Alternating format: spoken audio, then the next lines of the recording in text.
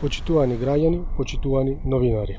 Владата, предводена од СДСМ, продолжува со реализација на клучните мерки од програмата што се во интерес на државата и граѓаните. Обезбедени се 500 милиони евра средства за изградба на клиничкиот центар кој ќе се гради на територија на општина Ѓорче Петров. Станува збор за најголемата гринфилд инвестиција во македонското здравство. По повеќе од 80 години Скопје добива нов, модерен клинички центар.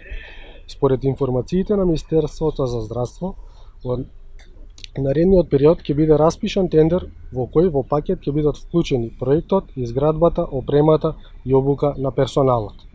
Новиот клинички центар, кој ќе биде сместен на локацијата Веле поле во Ѓорче Петров, ќе се гради на површина од 105.000 квадратни метри и ќе пружа интегрирани здравствени услуги за сите граѓани.